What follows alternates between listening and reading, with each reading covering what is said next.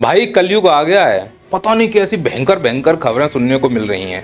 खबर आ रही है कि नीतीश कुमार बिहार के सीएम पद को छोड़कर राज्यसभा दिल्ली जा रहे हैं।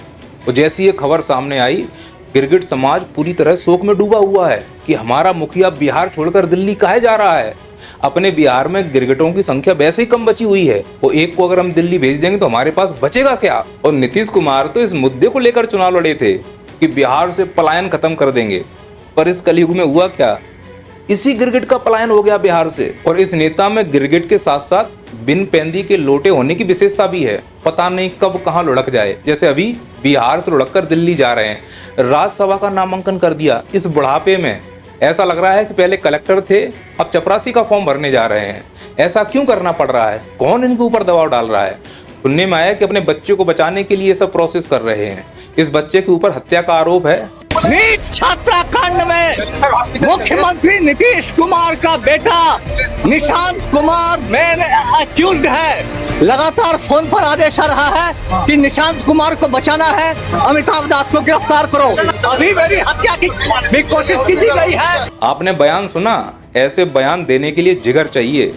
सल्यूट है सर को कि पब्लिक में, मीडिया के सामने ये बयान दिया है कि बिहार के सिटिंग सीएम नीतीश कुमार का लड़का नीट छात्रा की हत्या का आरोपी है, उसके ऊपर जांच होनी चाहिए। ये मांग की है पब्लिक में, मीडिया में आकर। पर होगा क्या? जिन्होंने बयान दिया है उनकी जान को खतरा है, ये आप भी समझ रहे हैं। हो सकता है कुछ दिन बाद मरवा दिए जाएं। और जिसने हत्या की है उसको बचाने का पूरा प्रयास किया जाएगा इस सड़े हुए सिस्टम के द्वारा। और वही प्रयास तो बिहार की राजनीति में ये उथल पुथल मचाए हुए है कि एक सिटिंग सीएम को बिना वजह अपने पद से इस्तीफा देना पड़ रहा है और राज्यसभा का नामांकन करना पड़ रहा है। क्यों? क्योंकि उसे अपने बच्चे को बचाना है। जांच एजेंसियां केंद्र के अधीन है, केंद्र में बीजेपी है।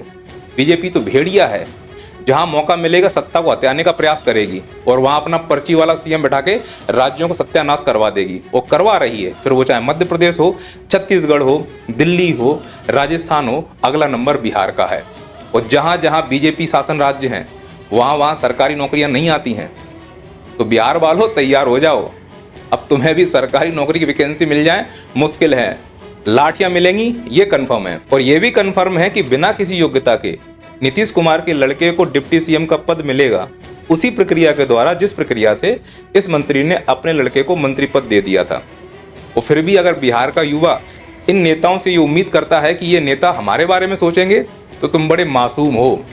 मुझे ऐसा लग रहा है कि बिहारी लिट्टी चोखा कम धोखा ज्यादा खा रहे हैं, क्योंकि इस प्रकार के गिरगिट की तरह रंग बदलने वाले नेताओं को तुमने माई बाप बना दिया है, जो बीच मझधार में तुमको छोड़कर चले जा रहे हैं। क्योंकि जब वोट लेने आए थे तो कहा था 25 से 30 फिर से नीतीश।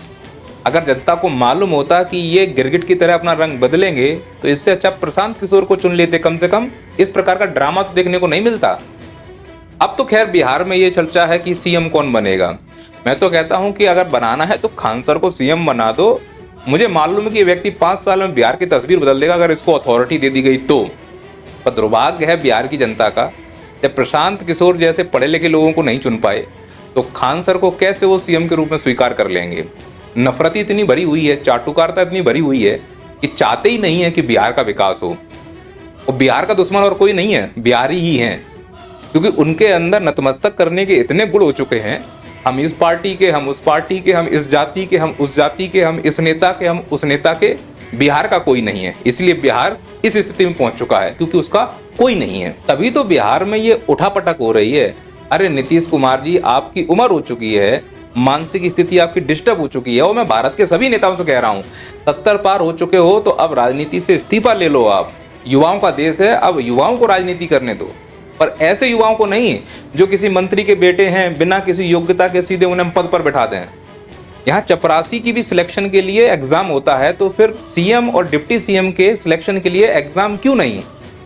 केवल चुनाव एक माध्यम नहीं होना चाहिए। जो चुनाव में जाके नामांकन कर रहे हैं उनका भी एग्जाम होना चाहिए, पब्लिक के सामने उनका पूरा रिकॉर्ड होना चाहिए। और अगर वो किसी प्रकार का अपराधी है या अयोग्य है तो उसको चुनाव में खड़े होने की अनुमति ही नहीं होनी चाहिए। पर दुर्भाग्य है, जो सिस्टम बनाते हैं उसमें आधे से ज्यादा अपराधी ही प्रवृत्ति के लोग भरे हुए हैं। तो इस प्रकार के कानून क्यों बनाएंगे? क्योंकि उनके बच्चों को भी तो इसी प्रकार की राजनीति करनी है। तो इस देश को ऐसे अगर चलाया जाएगा तो उन राज्यों की स्थिति वही होगी जो बिहार की हो रही है। कोई भला नहीं होने वाला है किसी का। और अब तो ये कन्फर्म है कि बिहार में जो स्थिति होने वाली है वो और गंदी होने वाली है, क्योंकि सुनने में आ रहा है इस हत्यारे को बिहार का सीएम बनाया जाएगा। और ये व्यक्ति हत्यारा, ये बात मैं नहीं बोल रहा हूं, प्रशांत किशोर ने बोली। आप सुनिए। दूसरे बड़े नेता हैं यहाँ के सम्राट चौधरी, यहाँ के उप मुख्यमंत्री हैं कि आपका उप मुख्यमंत्री मर्डर का एक्यूज है, जेल में रहा है और जेल से सिर्फ इसलिए छूटा क्योंकि इन्होंने प्रमाण दिया कि हम नाबालिग हैं। प्रशांत किशोर ने जो आरोप लगाए वो बेबुनियाद तो है नहीं है। ये व्यक्ति सच में जेल गया था, इसके ऊपर हत्या के आरोप सिद्ध हो चुके हैं। इसके बावजूद भी बिहारियों ने इनको चुना है नेता के रूप में, तो ये डिप्टी सीएम बनकर बैठे हुए हैं। भविष्य में अगर सीएम बन जाए तो उम्मीद सोचिए बिहार की क्या हालत होगी। जब राज्य का मुखिया ही गुंडा हो तो उस राज्य में गुंडागर्दी कैसे रोकी जा सकती है? और जहां गुंडागर्दी नहीं रुकेगी वहां निवेश कैसे आएगा? और जहां निवेश नहीं है तो वो राज्य विकसित कैसे हो पाएगा? शायद इसीलिए बिहार अभी तक पिछड़ा है, क्योंकि हमने गुंडों को अपना मुखिया बनाकर भेजा है। और अगर गुंडों को ही मुखिया बनाने का, भेजने का शौक है तो मैं कह रहा हूँ इसको क्यों, छोटे सरकार को भेज दो, कॉमेडी भी करते रहेंगे। क्या कहते हो, जाओगे मुखिया बनकर?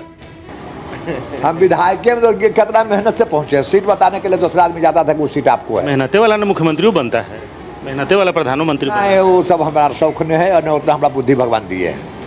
सीएम बनने लायक तो ये भी नहीं है, हत्यारा होने के साथ साथ बिन पैंदी का लोटा है ये। खुद ही इसके बयान सुन लीजिए। आज जिस नीतीश कुमार के पीछे खड़ा है ना, उस नीतीश कुमार को हराने के लिए इसने एड़ी चोटी का जोर लगा दिया था। पब्लिक में आके कुछ इस प्रकार की बयानबाजियां दे रहा था वो। लालू जी जा रहे हैं तो उनके पास तो वोट भी है, नीतीश जी के पास क्या है? नीतीश कुमार अप्रासंगिक हो चुके हैं बिहार की राजनीति से।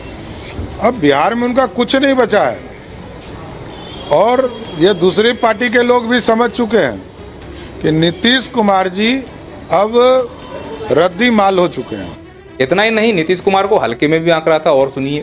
मंत्री पद से हटाना है। नीतीश कुमार जी ने मुझसे पूछा ये मुरेठा क्यों बांधे हैं, तो मैंने उनको कहा कि आपको मुख्यमंत्री पद से हटाना है, इसका ये संकल्प है।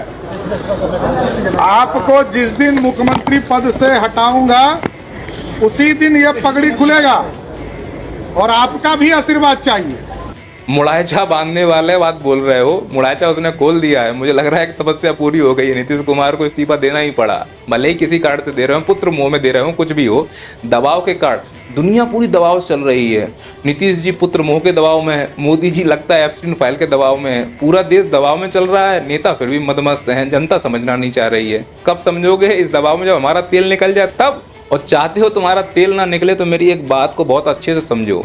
जिन नेताओं की तुम जी हुजूरी कर रहे हो ना, उन नेताओं के लिए तुम रत्ती भर मायने नहीं रखते। जो नेता आज राज्य या देश चला रहे हैं, इनकी उम्रें देखो, कोई 80 साल है, कोई 84 साल है, 2-4 साल और जिएंगे। मानसिक स्थिति इनकी कैसी है वो किसी से छिपी हुई नहीं है। कभी किसी के पैर छूने लगते हैं, कभी कहीं नमस्ते करने लगते हैं, कभी फूल बरसाने लगते हैं महिलाओं के ऊपर। तो समझ में आ रहा है कि ना तो ये मानसिक रूप से और ना ही शारीरिक रूप से फिट है, फिर भी हम इन्हें ढो रहे हैं। और इसका नुकसान आने वाली राजनीति में भी तो होगा कि अगर तुमको अभी इनका कोई विकल्प नहीं मिल रहा है, जब ये मर जाएंगे तो फिर किसको विकल्प बनाओगे? तो फिर कोई भी ऐसा ही अपराधी प्रवृत्ति का व्यक्ति तुम्हें विकल्प के रूप में दिखेगा और तुम थोप दोगे जनता के ऊपर। तो जनता तुम्हारे इस अदूरदर्शिता का भुगतान क्यों करे? जनता ने वोट दिया है इसलिए कि तुम स्वास्थ्य सुविधाएं दो, इसीलिए कि शिक्षा व्यवस्थाएं करो, इसीलिए कि सुशासन ला पाओ, इसीलिए कि शांति स्थापित हो, गुंडागर्दी ना हो, बच्चियां सुरक्षित हों। लेकिन जब तुम सर्वोच्च पद पर गुंडों को ही बैठा दोगे, अधिकार बलात्कारियों को दे दोगे, तो हम ये उम्मीद कैसे करें कि उस राज्य में शांति होगी और बच्चियां सुरक्षित होंगी? फिर कितना भी नारा लगा लो, बेटी बचाओ बेटी पढ़ाओ, रिजल्ट तो वही आएगा जो ऊपर बैठे लोगों की मानसिकता है। तो अभी भी वक्त है, इस प्रकार का विरोध जमीन पर उतर कर सकते हो तो कीजिए। कि मुख्यमंत्री हमारे राज्य का ऐसा कोई भी व्यक्ति नहीं बनेगा जिसके ऊपर आपराधिक मामले दर्ज हो चुके हैं या अनपढ़ रहा है वो व्यक्ति, क्योंकि जैसी सोच होगी वैसा ही राज्य चलेगा। फिर राज्य में दारू खुलेआम बिकेगी, गुंडागर्दी खुलेआम होगी, छोटी मोटी बातों पे कोई किसी को गोली मार देगा, और वो हो रहा है। ट्रकों की लंबी लंबी लाइन लगेगी, वसूली की जाएगी, क्योंकि ऊपर जो गुंडे बैठे हुए हैं वो तो आदेश देंगे कि वसूली करके लाओ, क्योंकि हम तो इस राज्य को निचोड़ने आए हैं। और ये सब इसलिए होगा क्योंकि हमने एक गिरगिट के ऊपर भरोसा कर लिया। और इसकी जिम्मेदार बिहार की जनता ही है। आप नहीं चाहते हो विकास हो। तुम्हारे पास प्रशांत किशोर जैसा एक शानदार विकल्प था, और प्रशांत किशोर जैसे शानदार विकल्प को छोड़कर इस गिरगिट पर भरोसा किया, और उसका रिजल्ट तुम्हारे सामने है। और इस गिरगिट पर भरोसा करने के बाद जो कहता था कि 25 से 30 फिर से नीतीश, जनता को लगा कि हाँ, ये इस बार वो काम करेंगे जिसके लिए वो जाने जाते हैं। नीतीश कुमार के योगदान को बिहार झुटला नहीं सकता, मैं भी नहीं झुटला सकता। जिस तेवर के वो नेता हुआ करते थे, एंड तक आते आते एक तो उनकी मानसिक स्थिति, दूसरा पुत्र मोह, उनको पुत्र मोह ले डूबा है। और सबकी अपनी राजनीतिक कमजोरियां होती हैं, और ऐसे लोग सत्ता में बैठे हैं जो कमजोरियों पर राजनीति करना जानते हो, जैसे बीजेपी। उनके लिए तो सोने पे सुहागा है। तुम्हारी कमजोरी दिखी नहीं कि तुमको तोड़ने का असंभव प्रयास करेंगे। और बीजेपी का एक ही टारगेट है अब कि गिरगिट को सीधा दिल्ली पहुंचाना है और बिहार को स्वतंत्र रूप से कंट्रोल करना है। अब अगला सीएम अगर कोई होगा बिहार का तो वो बीजेपी का ही होगा।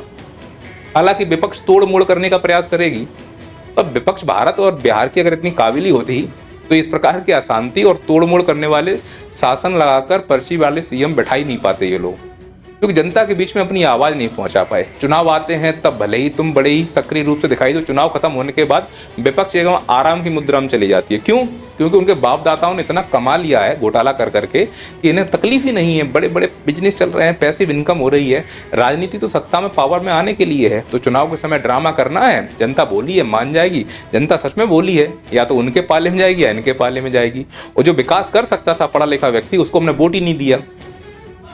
बिहार में पढ़े लिखे लोगों को हम वोट नहीं दे रहे हैं और गुंडों को वोट दे रहे हैं, इस प्रकार के गिरगिटों को वोट दे रहे हैं, तो परिणाम भी हमें भुगतना होगा। भुगतो, इसी प्रकार से भुगतो। मैं तो कह रहा हूं और हो करो, हाँ हाँ मेरा नेता ऐसा हो, मेरा नेता वैसा हो, मेरा नेता अच्छा हो, मेरा नेता कच्चा हो, ये वो करके जो भी करना है करो। मैं भी नारे लगाता हूं, हमारा नेता कैसा हो।